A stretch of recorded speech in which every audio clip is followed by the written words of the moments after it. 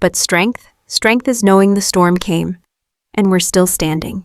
Sometimes danger hides behind a smile, behind folded paper, behind a quiet voice that no one listened to. A voice over Steffy's echoes gently. Outside the cliff house, the camera pulls back. Waves crashing against rock, sun glittering on the water. Final scene. Ridge's throat tightened. Hayes beamed. It's a flower, but no holes this time, just petals. What's that, buddy? Ridge asked. They sat together, quietly watching Hayes draw in the living room, crayons scattered across the rug. He nodded, though the fear still lingered in his eyes. I had to, Steffy replied, her voice fragile. But I promise, I won't be reckless again. Don't do that again, he said thickly. Don't go alone. Don't be alone. Ridge arrived just after noon. He pulled Steffy into a fierce hug, barely able to speak. Back at the Forrester mansion, if Luna had slipped through the cracks, how many others like her were out there? A shadow crossed her face, a new thought. But for once she had been more than her past. And that meant something. She didn't need gratitude or redemption. Sheila stood on the edge of a parking lot rooftop staring at the cityscape. Her phone buzzed. She read Taylor's message without expression, then slowly slid the device into her pocket. Across the city, she hesitated, then hit send. I don't forgive you, but thank you, T. Taylor picked up her phone and typed out a message. And yet, Sheila was still Sheila, complicated, dangerous, unpredictable. But somehow last night, she had done the right thing. It was a truth too strange to ignore. Sheila had saved her daughter. Taylor sipped her coffee slowly as she stared out over the ocean. The events of the past 24 hours looped in her mind like a film she couldn't pause. Elsewhere, the next morning, Luna looked away, silent. And do you think she did? Baker asked gently. I didn't plan to kill her, Luna cut in suddenly, her voice hollow. I just wanted her to know. I wanted her to feel it, the guilt. Sheila Sharp gave a statement, Baker added. Said you lured Steffy Forrester under false pretenses and held someone hostage, that you were armed, that you planned to. Luna didn't move. Detective Baker entered quietly and placed a cup of water before her. You're lucky no one was killed tonight, he said. But the charges, they're serious. Luna sat in an interrogation room. Her wrists chained lightly to the table. Her expression was blank, eyes staring into nowhere.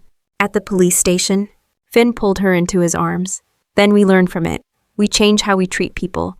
But you didn't deserve what Luna tried to do. No one did. Steffy looked down, but I can't stop thinking about her sister, about what happened. If there was even a chance that something we did, that I did, led to that girl taking her life. She was grieving, Finn said, but she was dangerous, and she crossed a line that can't be undone. I still can't believe it, she whispered. Everything she said, everything she carried. She stood and followed him into the hallway, their hands naturally finding each other. Silence stretched between them, comfortable in its honesty. Steffy nodded, sleeping like nothing happened. Finn appeared in the doorway, a soft knock against the wood. He okay? She had stared down the barrel of a gun, not in a corporate boardroom, not on the runway, but in a room where her own innocence had once lived. Her son's safe place had been twisted into a battlefield. Steffy sat on the edge of Hayes' bed, watching him sleep. His breath was soft, peaceful, unknowing of the danger that had brushed so close to his young life. She gently stroked his hair, tears trailing silently down her cheeks. The sky over Los Angeles had turned dark, a velvet curtain falling over the chaos of the day. But inside the Forrester Cliff House, the lights burned bright, warm, steady, and comforting. And with that, she walked away, leaving behind the house, the sirens, and the chaos, silent, alone. But for once, maybe not the villain. I did what I had to do, she finally said. Even if no one ever thanks me. Sheila didn't say anything. Her eyes were on the horizon, her face unreadable. You saved her. He turned to Sheila, standing nearby. You didn't, Steffy murmured back, but I came close. I thought I'd lost you, he whispered. Finn arrived moments too late, rushing toward Steffy, pulling her into a trembling hug. Outside, twilight falling. Luna turned her face away as the officers led her out. Steffy stepped forward, tears in her own eyes. And you are still here. You still have a life. Don't throw it away. She was everything, Luna whispered. Everything I wasn't. Luna, now handcuffed and trembling, looked up at Steffy with something between fury and exhaustion. Police sirens flashed outside. Officers stormed in, securing the scene. Paramedics rushed to Ms. Dillon, who sobbed in relief as her restraints were removed. 10 minutes later, it was over. Steffi kicked it away. The gun clattered across the hardwood floor, sliding toward Steffi's feet. Electricity buzzed. Luna screamed. The back door slammed open. Sheila lunged through the hallway, stun gun raised. In a second, she tackled Luna from the side, knocking the weapon to the floor. Crack. And then, the pistol in her hand dipped ever so slightly. For a long moment, Luna wavered. I know she wouldn't want you to destroy your life, Steffi replied, her voice gaining strength. Or take someone else's. Don't let her death be the thing that kills you too. Luna laughed, a choked, bitter sound. Don't pretend you know what she would have wanted. I didn't mean to hurt you, Steffi said gently. I'm sorry for your loss, but this isn't what Amy would have wanted. Back inside. She reached for her stun gun, switched it on, and slipped through the back door. Her heart tightened, not just from fear for Steffi, but for Luna too. This wasn't just rage. It was grief. Misguided. Weaponized. Amy Nozawa. Suicide. Accusations. Blame. Sheila crept along the side wall of the beach house, crouching beneath the window. Through the thin crack of glass, she could hear everything. Outside, moments earlier. But her hand shook this time. The tears had finally broken the surface of her fury. Too late, Luna snapped, raising the gun again.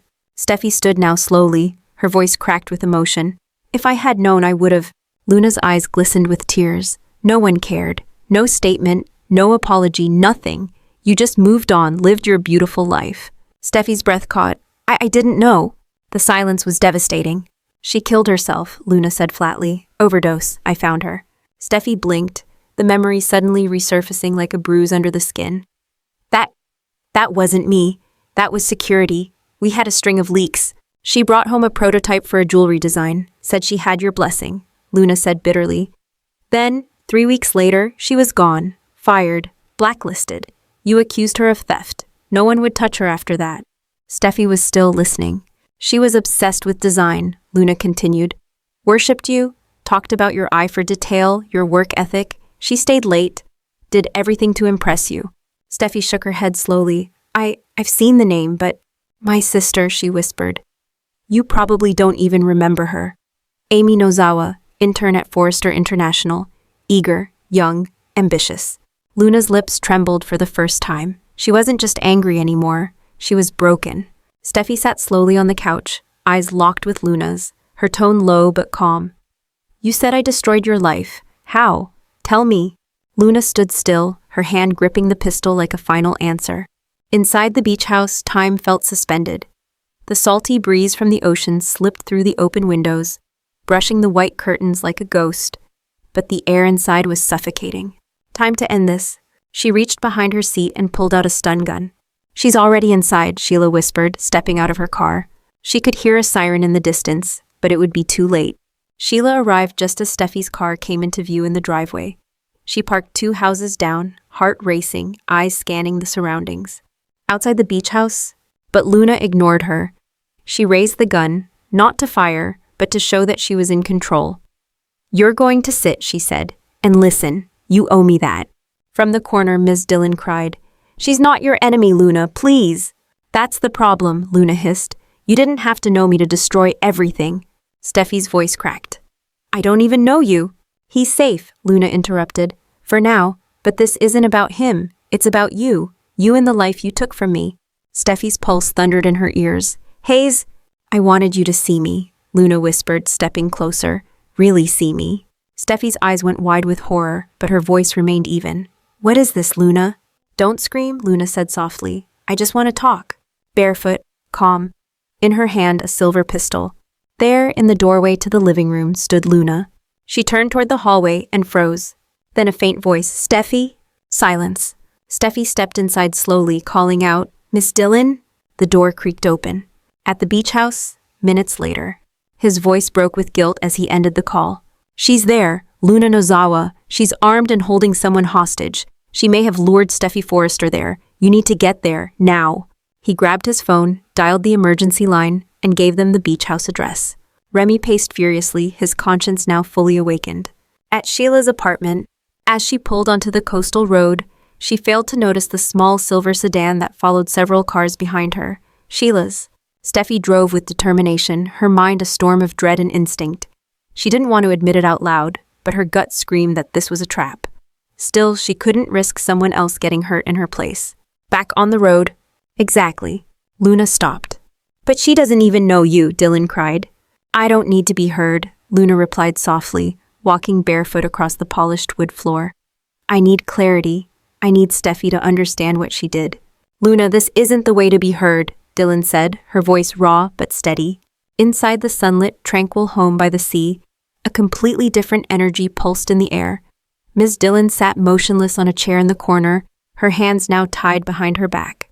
Luna had removed the gag, allowing her just enough freedom to speak, barely, at the beach house, but she was already grabbing her bag and heading for the door. Steffy, wait! But Steffy was already moving. There's no time, Finn. If she's being held hostage because of Hayes or me, I can't just sit here and do nothing. Finn stood up. Then we're calling the police and letting them handle it. But what if she is in trouble, Steffy countered. What if Luna is threatening her? Finn frowned. It's not from her number, he muttered after checking the contact info. It's a burner. She read the message aloud. Taylor, standing nearby, immediately shook her head. This feels off. Steffy's heart jumped. Miss Dillon, the kind, art-loving educator who had been nothing but gentle with Hayes? Emergency, please come to the beach house. Alone. I need your help. Urgent. A text message from Miss Dillon. Then her phone buzzed. Finn sat beside her, phone in hand, speaking to a private investigator. They couldn't afford to wait for the police to make sense of things. There was no time. At the Cliff House, Steffy stood by the window, still clutching the ominous origami flower. Her eyes were distant, her mind spiraling through every memory, every moment Hayes had ever mentioned Ms. Sunshine. How had she missed the signs? The afternoon sun dipped low over the Pacific, casting long golden streaks across the city. From the outside, it was just another summer day in Los Angeles. But inside the storm that had quietly gathered, a dangerous crescendo was approaching. She doesn't have to, she just has to live. Sheila's eyes blazed. Remy hesitated. You think she'll listen to you? I have to warn Steffy, she said. Back with Sheila, she grabbed her jacket. Time to make the call. She tapped the phone screen. Oh, it is, Luna whispered with a chilling calm. You just didn't see it before. No one did. Ms. Dillon whimpered. Please, Luna, this isn't you. I don't want to hurt you, Luna said gently, brushing a strand of hair from Dillon's face. You're the only one who ever believed in me. Ms. Dillon sat on her couch, her wrists bound, eyes red from crying. Luna paced nearby, humming softly. In her hands, she clutched a burner phone. Meanwhile, at the beach house, she's going to lure Steffy somewhere, Sheila said, almost to herself. She's setting the stage, and she's using someone on the inside to do it. Pacing now, Sheila's breath quickened. Her maternal instincts kicked in, the same instincts that had made her both feared and revered. She might be ruthless, but she would not let another woman tear her family apart. Not after everything she had done to redeem herself in Finn's eyes. No, she murmured. No, no, no. The words hit Sheila like a slap. Her blood ran cold. She said she was going out with a bang. Sheila turned to him slowly. What did she say? She said something to me the last time I saw her, Remy added, as if pulling it from a buried part of his memory. Something weird. A heavy silence fell between them, broken only by the hum of the refrigerator. Sheila's mind began working at lightning speed. Connections were being made, dots forming a horrifying picture. Oh my God, he whispered. She wasn't venting, she was practicing. Remy's face turned gray. She gave Hayes an origami flower, with a photo of Steffy inside, riddled with holes. Remy froze. Wait, what? You didn't think, Sheila snapped. Her fingers curled tightly around the bracelet. And now she's using Steffy's son to send her twisted little messages. She said it was just for release, Remy muttered, guilt deepening in his voice. I didn't think. You helped her shoot at Steffy's photo? Back in the present, Sheila's expression was unreadable. Remy had laughed awkwardly then, assuming it was some kind of odd art therapy. But now, it didn't feel symbolic anymore. Just a target, Luna had whispered almost playfully. It's symbolic. Steffy Forrester. What he hadn't expected, however, was the photo she pulled from her purse. She had claimed she was learning for self-defense, said she lived alone, that she was being followed. Her tone had been calm, eerily calm, but Remy hadn't pushed. She was pretty, charming, and paid in cash. At a quiet shooting range on the outskirts of the city, Remy had been adjusting Luna's grip on a pistol. Flashback, 2 months ago. I think I made a mistake, Remy admitted. A big one. At that name, Sheila's heart skipped a beat. She motioned for him to sit, but neither of them did. Remy didn't waste time. It's Luna. Sheila raised an eyebrow. Is that so? We need to talk, he said simply. His face was pale, his jaw tight with tension. Not his usual cocky self. He stepped in without waiting for an invitation, running a hand through his hair. It was Remy Price. She was jolted from her thoughts by a knock at the door. Sheila stood alone in her dimly lit apartment, fidgeting with a silver bracelet as her mind wandered back to the firing range. It was there, weeks ago, that she had witnessed something unsettling, something she had forced herself to dismiss. But now that memory clawed its way back into focus, sharp and damning. While panic grew within the walls of the Forrester Cliff House, elsewhere in Los Angeles, another storm was gathering. This one behind the steely eyes of Sheila Sharp. Finn clenched his fists. We need to find her, now. She looked at Finn. She's been watching us for how long? Steffy stared in horror. It was a picture of her and Hayes in the school courtyard, taken from a distance. They hadn't posed for it. They hadn't even noticed it being taken. Look, Mommy, Ms. Sunshine took this of us. She said it was for our memories. But just then, Hayes walked back into the room with something in his hand. A small Polaroid photo. Finn nodded. I'm calling the authorities. She's gone too far. She's in my son's school, Steffi snapped. She's in our lives.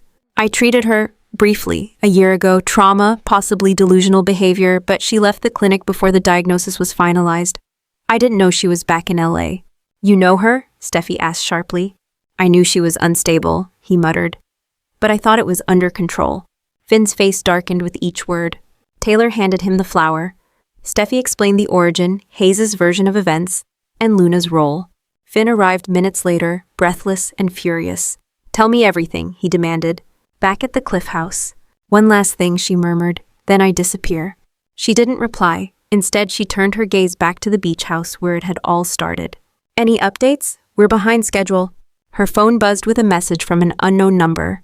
Phase 2, isolate the target. Phase 1, delivery complete. She flipped to a sketch of the origami flower, notes scrawled in the margins. It was never supposed to be her, she whispered. Luna's lips tightened. One photo was front and center, Steffi Forrester, laughing with her children. A perfect family, a perfect life. She opened a small leather-bound notebook. Inside, pages were filled with photographs, hand-drawn sketches, and cryptic journal entries. Luna sat in her car, parked just beyond the overlook. The ocean sparkled before her, but her gaze was distant, her thoughts elsewhere. Across town, meanwhile, and now her true colors were bleeding through. She'd played the part of Ms. Sunshine to perfection, but Steffi's mind was racing somewhere else now, through every encounter with Hayes' school, every time Ms. Dillon had mentioned outside visitors or extra volunteers. Luna had slipped in under the radar, masked by charm and false credentials. Taylor swallowed hard. I'm calling Finn, she said quickly, already tapping into her contacts. He needs to be brought in on this. We can't leave this unchecked. Do you know a Luna Nozawa? She was flagged in our system 6 months ago. Background check came back with inconsistencies. You might want to be careful. Suddenly, Taylor's phone buzzed. A message from a colleague in psychiatry at a local clinic. This wasn't a child's art project. It was a veiled threat, meticulously hidden inside a child's innocence. And that's when it clicked. She targeted me, Steffi said coldly, eyes fixed on the gift. She used my son to send me a message. Taylor's mind began to work quickly. There's no way a child that age can create something like this on his own. The idea, the execution, it's all her. Hayes is just a pawn. Steffi forced a smile toward her son. That's very sweet, baby, she said, her voice barely controlled. Then she turned sharply to Taylor. He said she printed my photo. She brought it from somewhere. Hayes, still unaware of the adult tension in the room, happily skipped over to the couch and started unpacking his school bag. Mommy, Ms. Sunshine said you're super famous. That's why she had your picture. She said you were iconic, like in the magazines. What kind of person gives a child this? Taylor muttered, her voice shaking with a mixture of fear and fury. We all go out with a bang. Taylor took the piece from her daughter's trembling hands, turning it under the warm overhead light. The red-inked message, barely more than a whisper on paper, felt like a siren inside their heads. Steffi stood frozen in her living room, staring down at the origami flower that had so innocently entered her home, and yet screamed danger in every creased fold. It felt like a warning, Suddenly, the gift didn't feel like a token of affection. The words, scribbled in red ink, sent a chill straight through Steffi's spine. We all go out with a bang. As they examined the origami further, Taylor spotted a small smudge of ink on the inside, barely legible. She unfolded the back corner and read aloud. The silence between them grew heavier by the second. Steffi's eyes turned sharp, protective, instinctive. I want to know exactly who this Luna is, she whispered, and why she's giving my son this. Steffi nodded slowly. Hayes said Luna helped him make it. Taylor's expression changed. Her eyes, filled with maternal instinct, narrowed. She looked over the folds, then gasped softly. Is that a photo of you with, oh my God? Steffi held up the lotus in silence. What is it? Taylor asked, walking in. One glance at her daughter's face, and she knew something was wrong. Just then the doorbell rang. It was Taylor. A memory? Her voice cracked. Ms. Sunshine helped me print it out. She said we should make a memory flower. Her fingers trembled. She looked at Hayes, confused and horrified. Sweetheart, where did you get this photo? Bullet holes. Inside was a printed photograph, her face, folded into a perfect sphere and riddled with tiny punctures. But as the petals opened, her breath caught in her throat. Unwrapping it carefully, Steffi found an intricate piece of origami, folded with unbelievable precision. It was shaped like a blooming lotus flower, beautiful and serene. It's for you. Before she could ask more questions, Hayes handed her the gift. The name sent a tiny shiver up Steffi's spine. Luna Nozawa. A name that had popped up recently in connection with some troubling rumors. Whispers, really. Nothing concrete. Still, something about her had always seemed off. Her real name is Luna, Hayes replied, pulling away and running to the kitchen counter. But she said I can call her that because I bring her Sunshine too. Steffi blinked. Ms. Sunshine? It's a surprise. Ms. Sunshine helped me make it. Hi, baby. Steffi crouched down, scooping Hayes into her arms. What's this? Behind him, Ms. Dillon, his cheerful teacher's aide, waved goodbye from the driveway. She had been uncharacteristically quiet, her face slightly pale. If Steffi had looked closer, she might have noticed the hesitation in Dillon's eyes before she drove off. Mommy, Hayes called out joyfully, his voice echoing down the hall. In his small hands, he held a wrapped object, delicate, white, and angular. Then the front door creaked open. As the camera pans into the Cliff House, we find Steffi enjoying a rare moment of calm. Hayes Finnegan, her precious little boy, was due back any moment from his school art program, and she was looking forward to hearing about his day. The boy had grown so fast, a mix of her spirit and Finn's heart, curious and thoughtful. She poured herself a glass of water, smiled at a framed photo of her family, and took a deep breath.